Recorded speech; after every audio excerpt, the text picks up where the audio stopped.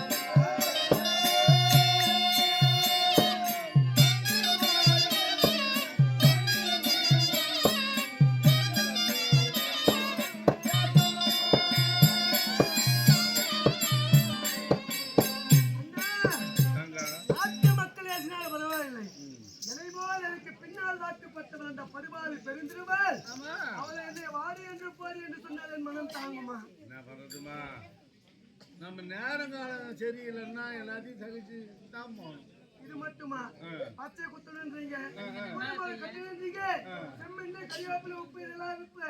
ஆமா அது மட்டுமா? என்னன்னா அந்த ஓலையிலே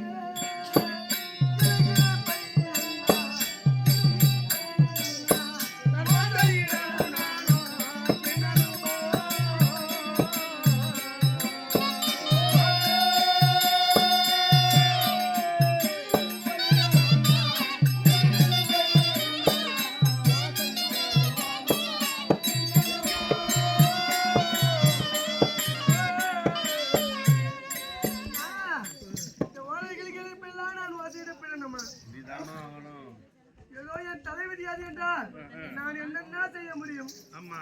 எது செய்தாலும் அதில் ஒரு காரணம் இருக்கும். நான் குறைச்சா போகணுன்றீங்களே. இப்போ புறத்தையா எப்படி நான் பார்த்தோம்னு கேட்குறியா? ஆமா மன்னா. இப்போ செந்தனல் உடல் சிவந்த மீன். சிவந்த மீன். ஆமா.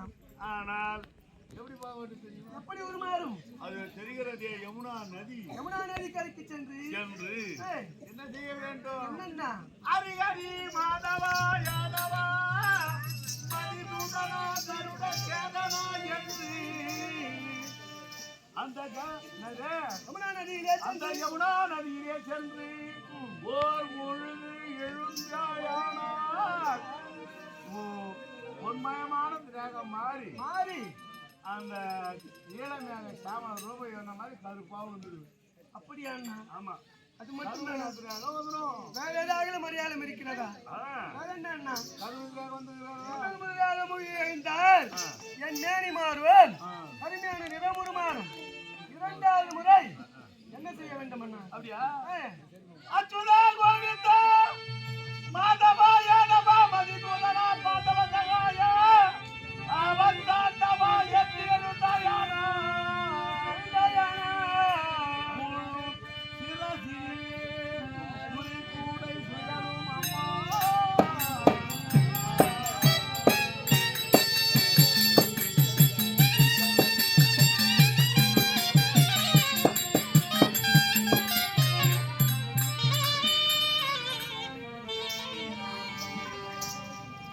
இரண்டாவது முறை முழுகி எழுந்தாயானால் எழுந்தால் தலையிலே மந்திர குறிக்குடையும் இதுபோல் மந்திர கோலும் வந்துடும். அந்த கோலையும் அந்த குறிக்குடையும் வைத்து நான் எது சொன்னாலும் உண்மையாக இருக்குமா? ஆமா. ஆனால் எனக்கு ஒரு முக்கியமான சந்தேகம் என்ன? பஞ்சபாண்டவர் ஐவர் அருகாமையில் இருக்கும் போது அந்த படுபாவி பிச்சாரியின் சேலை கலைந்தான். ஆமா.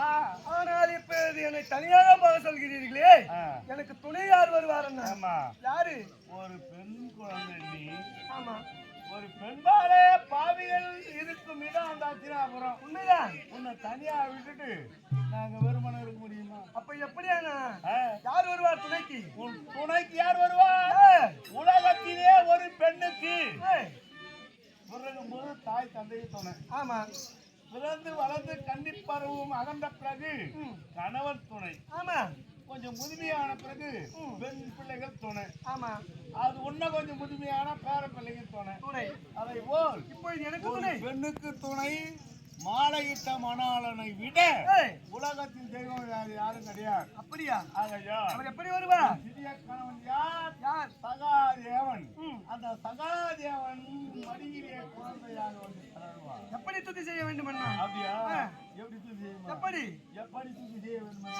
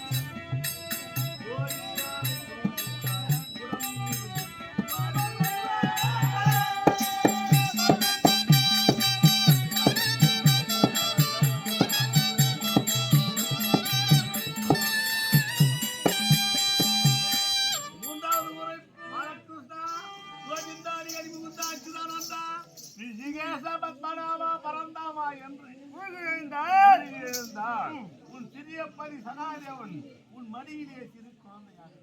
அப்படியா? அவர் துணையாக வரும்போது எனக்கு கவலை இல்லை, உங்கள் அருள் இருக்கிறது. அது உங்க 2 பேரும் வச்சுட்டு நானா வருமானமா இருப்பேன்? இருக்க முடியாது. உங்க பின்பாலே பாதுகாத்துட்டே இருப்பேன். அப்படியாகட்டும் அண்ணா. வேண்டாம், நான் சென்று வருகிறேன் யமுனா நதிக்கரைக்கு. அதிகாரி கோவிந்தா.